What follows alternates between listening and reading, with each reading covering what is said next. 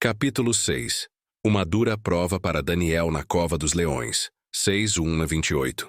Alguns comentadores incluem o verso 31 do capítulo 5 como o primeiro verso do capítulo 6. Nós, entretanto, achamos que este verso cabe muito bem como fecho do capítulo 5, porque liga a morte de Belsazar com a chegada das forças de Ciro. É questão de pequena monta. Todavia, o capítulo 6 é, por muitos, impugnado quanto à presença de Dário como reinante em Babilônia. Não poucos o identificam com Cambises, Astíages e outros, que sucederam a Ciro. Isto porque a história não registra o seu nome. Não havia historiadores meticulosos naqueles dias como há hoje. E para nós o relato de Daniel basta, pois é um relato natural de uma testemunha presente, e que nesse reino voltou a gozar dos favores que gozara nos dias de Nabucodonosor, nos dias de Neriglissar e Evil-Merodach. De fato, ele esteve esquecido, para só aparecer na grande crise de Belsazar, quando voltou a ser a principal figura no reinado de Dário. Nada se nos diz da sua atuação na restauração dos exilados.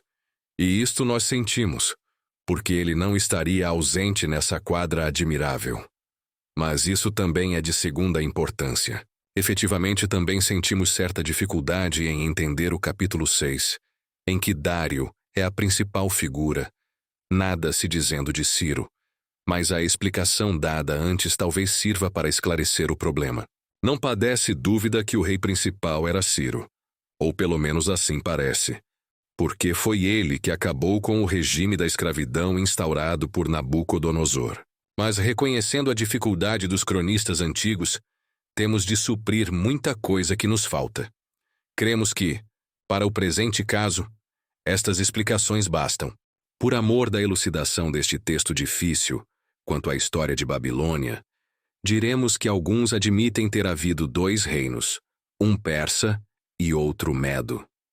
A história não nos autoriza esta conclusão. A história toda, desde a derrota da Assíria, é que dois estados se uniram para destruir o resto do antigo Império Assírio, de que Babilônia foi por muito tempo uma parte. No capítulo 6, 8, medos e persas aparecem juntos, pelo que seria uma tentativa inútil forçar a história a contar-nos de dois reinos independentes. Este período da história de Babilônia, como, aliás, toda ela, é muito obscuro.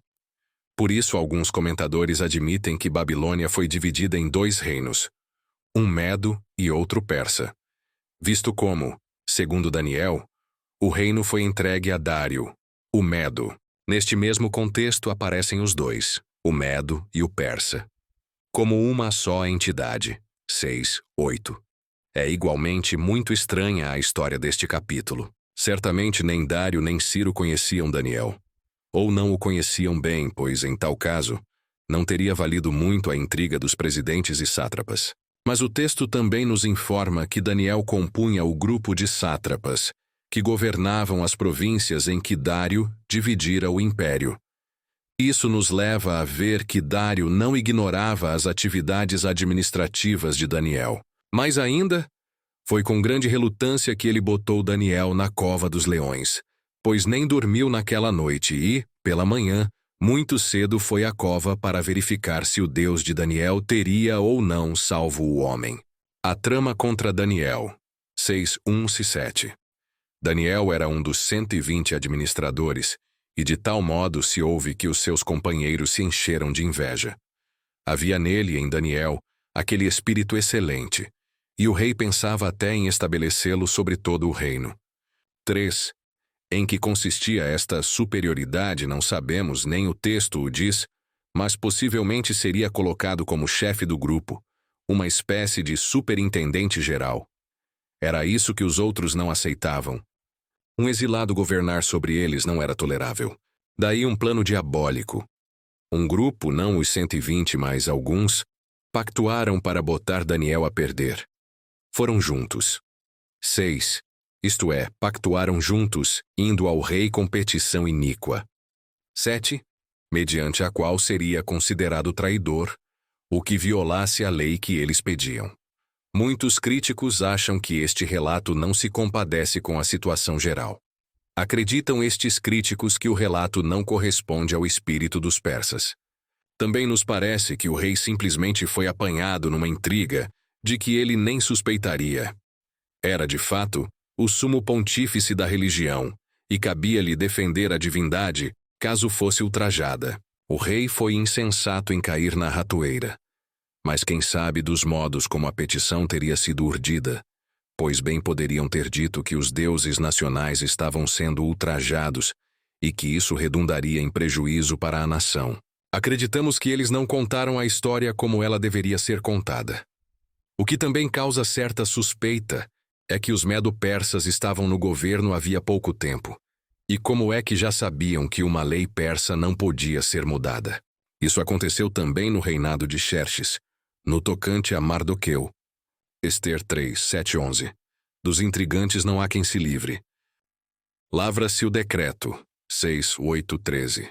O rei foi colhido na intriga, em que estavam envolvidos presidentes e sátrapas, conselheiros e governadores, toda a camarilha governamental, a solicitar que fosse lavrado um decreto pelo qual, se alguém, no espaço de 30 dias, fizesse petições a qualquer deus ou a qualquer homem, e não a ele, o rei, fosse lançado na cova dos leões. O rei teria até sentido certa vaidade real por ser designado que só ele poderia aceitar qualquer petição entre os homens, sendo que qualquer que transgredisse esta lei seria lançado na cova dos leões. Daniel tinha por costume orar no seu quarto com as janelas abertas na direção de Jerusalém, e isto, com certeza, era do conhecimento de todos, e sabiam estes maus homens que Daniel não iria mudar, a despeito da existência de um decreto real.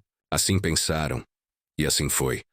Daniel continuou a fazer as suas petições a Deus, o seu Deus, e depois da assinatura do decreto teriam ficado espias para ver se Daniel continuaria a orar ao seu Deus. O texto nos informa que, quando Daniel soube que a escritura estava assinada, entrou no seu quarto, onde havia janelas abertas da banda de Jerusalém, e 3 vezes no dia se punha de joelhos e orava, e dava graças diante do seu Deus, como costumava fazer. 10. Não mudou seu costume de orar, a despeito da escritura assinada, que o levaria à cova dos leões.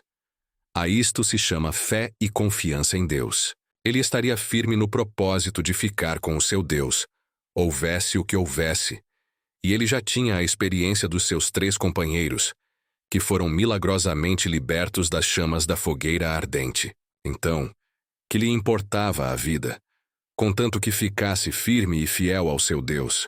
Se fosse do agrado de Deus que morresse nas garras dos leões, morreria, mas e se não fosse, Deus o livraria. Esta foi uma decisão histórica, de grande valor. A isto chama-se também depender de Deus. Então aqueles homens foram juntos, e tendo achado Daniel a orar e a suplicar diante de Deus, se apresentaram ao rei, e a respeito do interdito real, lhe disseram. 11 e 12. Esse Daniel, que é dos exilados de Judá, não faz caso de ti, ó rei, nem do interdito que assinaste. 13. A intriga estava bem tramada, e nela estava envolvida a honra pessoal e o amor próprio do rei, que estava sendo desprezado por Daniel. O rei, quando ouviu a história, ficou muito triste, e por todo o dia lutou para livrar Daniel, e até o pôr do sol se empenhou por salvá-lo. Isso nos dá a medida da estima e consideração que Daniel lhe merecia. Mas havia uma lei persa que não podia ser revogada de modo algum, sob pena de desmoralização do governo. Então que fazer? Daniel na cova dos leões. 6, 14, 22. O rei mandou chamar Daniel, por certo, para se certificar de que as testemunhas falavam a verdade. Daniel teria sido firme. O texto ignora o diálogo havido entre o rei e Daniel, mas, pela linguagem do mesmo rei, fica claro que houve tal diálogo. O rei terminou com estas palavras: O teu Deus, a quem tu continuamente serves, que ele te livre. 16.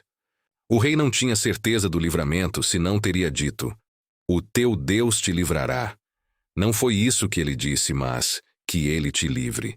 Esta foi uma hora crucial para o rei e para Daniel. Então pegaram Daniel e o jogaram pela abertura que haveria na boca da cova, talvez de cabeça para baixo. Não adiantava, pois lá dentro já estava um que o esperava, para o salvar. Coisa maravilhosa! O rei perdeu o sono. Passou a noite em jejum e não quis ouvir música nem que houvesse qualquer manifestação de regozijo, enquanto os caluniadores estariam exultando de contentes. De madrugada, ao romper do dia, levantou-se o rei e foi com pressa à cova dos leões. 19. E com voz triste disse a Daniel: servo do Deus vivo, dar-se-ia o caso que o teu Deus, a quem tu continuamente serves, tenha podido livrar-te dos leões? 20. Este monólogo não esperaria que fosse respondido.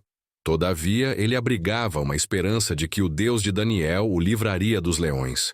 Não tinha certeza, mas esperava. Lá, do fundo da cova, Daniel lhe respondeu: o meu Deus enviou o seu anjo e fechou a boca aos leões. 22.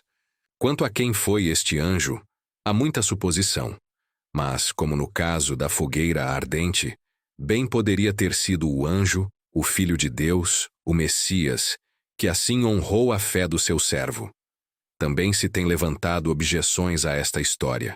Onde estaria a porta por onde entrou Daniel? Haveria uma abertura no alto da cova por onde desceria o acusado, e bastante alta para não permitir uma fuga improvável. Do lado haveria uma entrada por onde as feras eram alimentadas. Seria esta entrada fechada com uma pedra que o rei selou com o seu selo. A punição dos culpados. 6, 23, 24. O rei muito se alegrou que Daniel estivesse vivo. Fato igual jamais tinha acontecido. Ordenou o rei. E foram trazidos aqueles homens que tinham acusado, caluniado, a Daniel, e foram lançados na cova dos leões. Eles, seus filhos, suas mulheres, e ainda não tinham chegado ao fundo da cova, e já os leões se apoderaram deles, e lhes esmigalharam os ossos. 24. Não temos de supor que todos os 120 estivessem implicados na trama. Um pequeno grupo, certamente. Estes não tinham um anjo para tapar a boca dos leões e salvá-los. Naqueles dias e naquele reino, não estava em vigor a lei que punia os criminosos, mas salvava os filhos, pois os pais pagavam pelos filhos e os filhos pelos pais. O preconceito de Moisés não vigorava lá. Deuteronômio 24:16. Jeremias 31, 29. As consequências da fidelidade de Daniel. 6, 25, 28. Então, o rei Dário escreveu um decreto a todos os povos e nações debaixo do sol, para que os homens tremam e temam perante o Deus de Daniel, porque ele é o Deus vivo. 25. O decreto era longo e minucioso. Jamais antes rei algum decretara tal coisa. As 120 províncias tomaram conhecimento de que Deus salva e que permanece para sempre.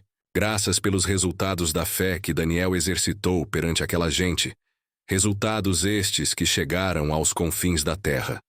Assim, Daniel prosperou no reinado de Dário e Ciro, o persa. Eram 2 reinados, e não 2 reinos, como tem parecido a alguns comentadores. Mesmo que Dário não apareça nas crônicas, ele reinou nos dias de Daniel, por pouco tempo, é certo.